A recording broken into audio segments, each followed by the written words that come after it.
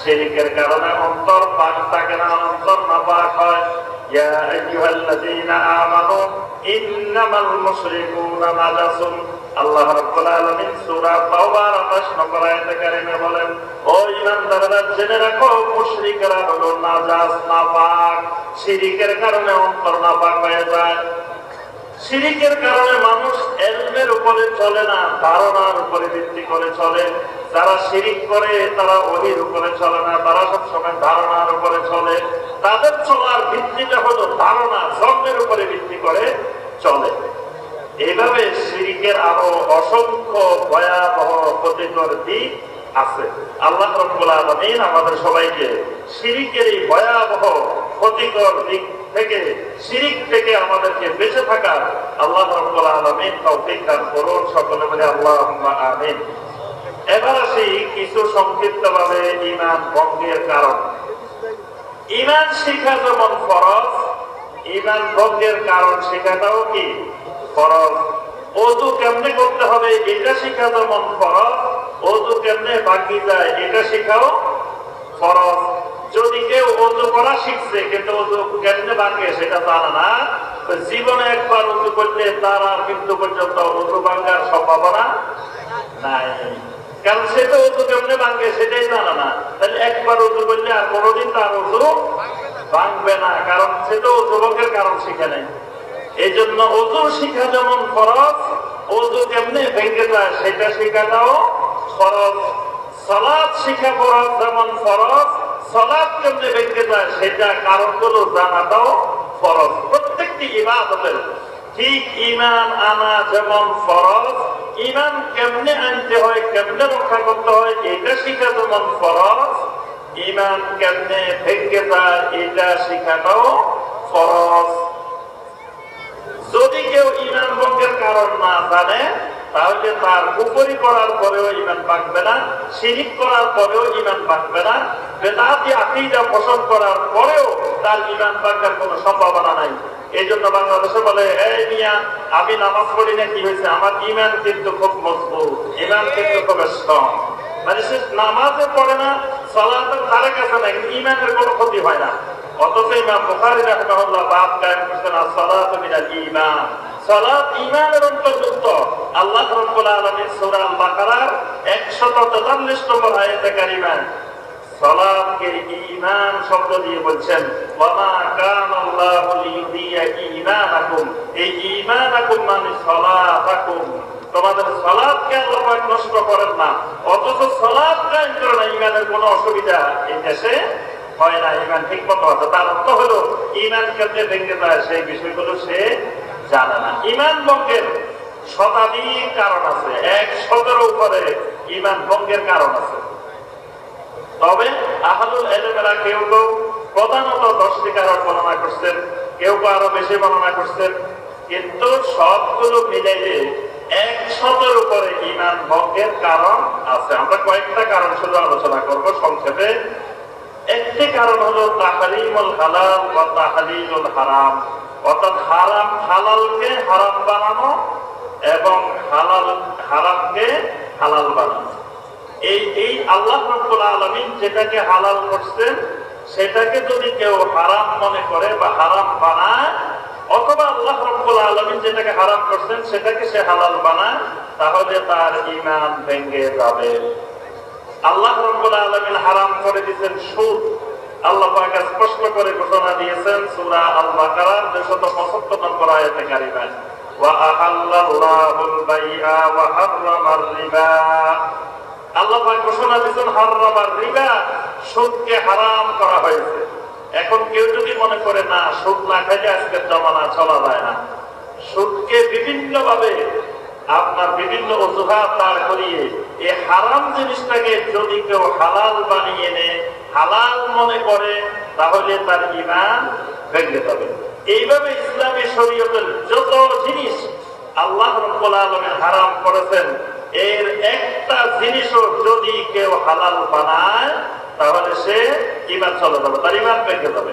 আবার আল্লাহ রাব্বুল আলামিন যেগুলোকে হালাল করেছেন সেগুলোর মধ্য থেকে কেউ যদি কোনো জিনিসকে হারাম বানায় তাহলেও তার ঈমান ভেঙে যাবে। ঈমান ভঙ্গের একটি গুরুত্বপূর্ণ কারণ, ইসলাম ছাড়া বাকি পৃথিবীতে যত মতবাদ আছে, এ সকল মতবাদের কোন একটি মতবাদকে বিশুদ্ধ মনে করা, সত্য মনে করা, ঠিক মনে করা, তাহলে ঈমান ভেঙে যাবে। বলেন তো দেখি, ইসলাম সর্বশ্রেষ্ঠ ধর্ম না সর্বনিম্ন ধর্ম? এই তো এখনো আপনারা তাওহীদ বুঝেন নাই, ফেল করছেন, নাম্বার পাইছেন 0। যা পড়াইছি ক্লাস এখন যা হয়েছে, সর্বশেষ সৃজনশীল প্রশ্নে নাম্বার পাইছেন 0। তাহলে বুঝে গেল ক্লাস যথাযথ এখনো ঠিক মতো হয় নাই। ইনশাআল্লাহ ক্লাস ঠিক হয়ে যাবে।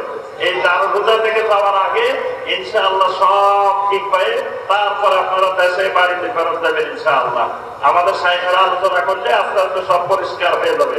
ইসলাম সর্বশ্রেষ্ঠ ধর্ম না, ইসলাম সর্বনিম্ন ধর্ম না, ইসলাম আল্লাহর জমিনে একমাত্র ধর্ম।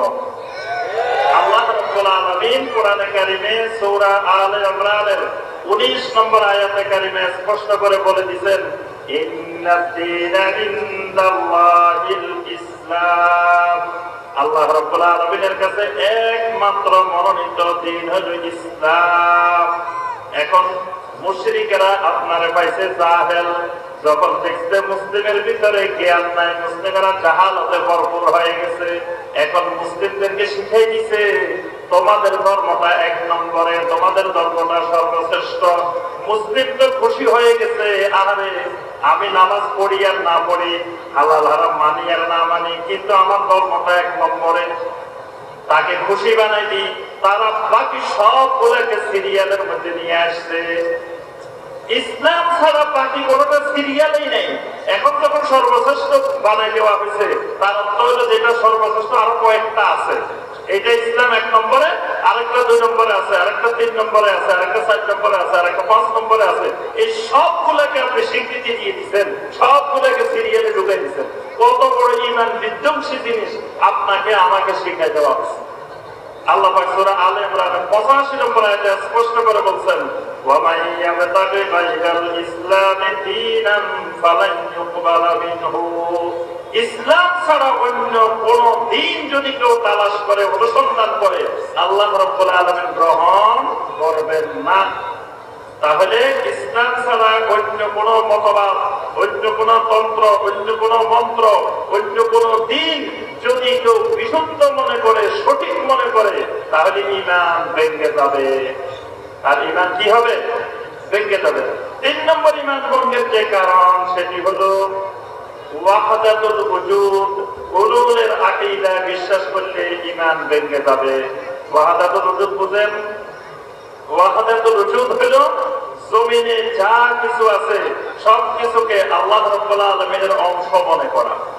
যে যত মাখলুক আছে এগুলো আল্লাহর অংশ, আর এগুলো সবগুলো মিলে আল্লাহ। অর্থাৎ আল্লাহর ইউনিটে ভাগ করা, ইউনিটগুলো সবগুলো মিলে হবে আল্লাহ রাব্বুল আলামিন, অর্থাৎ আল্লাহর সত্তা। এই আকীদার নাম হলো ওয়াহদাতুল ওজুদ। এই ওয়াহদাতুল ওজুদের আকীদা, একেশ্বরবাদ আকীদায় কেউ যদি বিশ্বাস করে, তাহলে ঈমান ভেঙে যাবে। হুলুলটা হলো যদি মানুষের ভিতরে আল্লাহ ঢুকে, আল্লাহর ভিতরে মানুষ ঢুকে, এই বিশ্বাস পোষণ করলে কি হবে? ঈমান ভেঙে যাবে। আমাদের দেশে ওয়াজ শোনা যায়, হোসাইন বিন মনসুর হাল্লাদের বয়ান। মনসুর হাল্লাদ একদিন দেখে মনসুর হাল্লাদ নাই, জেলখানাও নাই। আরেকদিন দেখে মনসুর হাল্লাদ আছে, জেলখানাও আছে। জিজ্ঞেস করা হলো কি ব্যাপার, তুমি নাই কেন, কোথায় গেছিলা? বললো যে একদিন আমি আমার আল্লাহর বাড়িতে চলে গেছি, আরেকদিন আল্লাহ আমার বাড়িতে চলে আসছে। নাউযুবিল্লাহ। আল্লাহ নাকি কোথাও জায়গা পায় না, মুমিনের অন্তরের ভিতরে আল্লাহর আস্থা বানায়। এই আকীদা, হুলুল এবং এই ওয়াহদাতুল ওজুদের আকীদা যদি কেউ বিশ্বাস করে, তাহলে ঈমান ভেঙে যাবে। এরপরে কেউ যদি মনে করে যে এই পৃথিবী পরিচালনার ক্ষেত্রে, আল্লাহর এই জমিন পরিচালনার ক্ষেত্রে আল্লাহ রাব্বুল আলামিনের সাথে গাউস আছে, কুতুব আছে, আবদাল আছে, আওতাদ আছে, এইরকম ওলি আউলিয়ারা মিলে আল্লাহ রাব্বুল আলামিন এই পৃথিবী পরিচালনা করেন, এই বিশ্বাস পোষণ করলে ঈমান ভেঙে যাবে।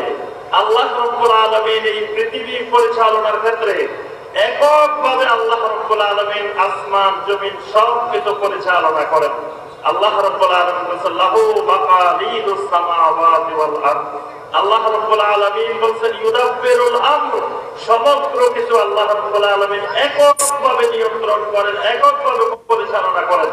এখন কেউ যদি মনে করে না আল্লাহ পাক এককভাবে করেন না, আল্লাহ পাক সাত মহাদেশে সাতজন কুতুব রাখছেন,